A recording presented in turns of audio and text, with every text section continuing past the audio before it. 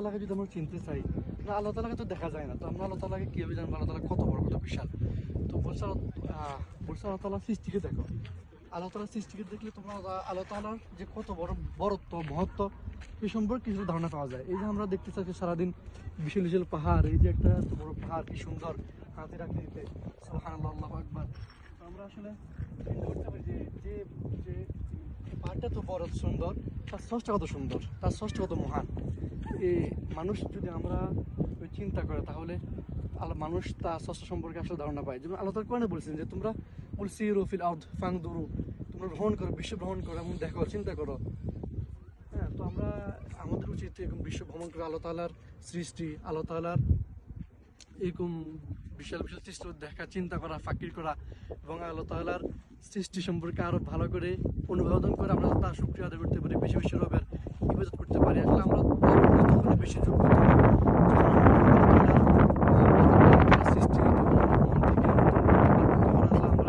মন থেকে আল্লাহ তাআলার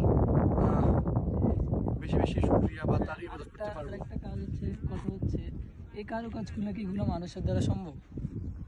আসলে এটা নিয়ে বিশাল বিজ্ঞানীরা শত শত বছর ধরে চিন্তা ভাবনা করতেছে। এই যে মিশরের পিরামিড বা এই সৌদি আরবের জর্দানের পেট্রো শহর বা এই যে এই স্থাপনাগুলা, এই মানুষ আসলে খুবই চিন্তা করে যে এই সৃষ্টিগুলো কার। আসলে শত শত আজ থেকে এই যে আল উলা সৌদি আরবের আজ থেকে প্রায় 1000 খানেক বা ধারণা করা 800 থেকে 900 বছর পূর্বের একটা শহর আল উলা, এত সুন্দর কারুকার্য, এগুলো কি আসলে মানুষের দ্বারা সম্ভব নাকি আল্লাহ তাআলার প্রাকৃতিক এগুলো সৃষ্টি? এই যে একটা চিন্তা যে হইতে পারে আপনার মানুষ হয়তো কিছু কিছু করেছে, কিছু কিছু করেছে, কিন্তু এই যে মূল স্ট্রাকচারটা তো আল্লাহ রাব্বুল আলামিনের দেওয়া, মানে এটা তো আর মানুষ দাঁড় করাতে পারে না।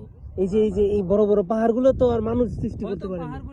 পাহাড়গুলো ছিল, কিন্তু মানুষের কিছু কিছু আকৃতিগুলা ওরা যদি আমরা ধারণা করি এটা আজ থেকে আরো 800 বছর আগের, তাহলে আজ থেকে 800 বছর আগে তো উন্নত জাতের কোনো মেশিন ছিল না, বা এগুলো কাটার মতো মেশিন, লেজার বা যাই বলি ছিল না। তাহলে কিভাবে সম্ভব মানুষ এই বড় বড় পাথর, শক্ত পাথরের পাহাড়গুলা কিভাবে মানুষ এগুলো কাটছে, এত সুন্দর করে সাজাচ্ছে?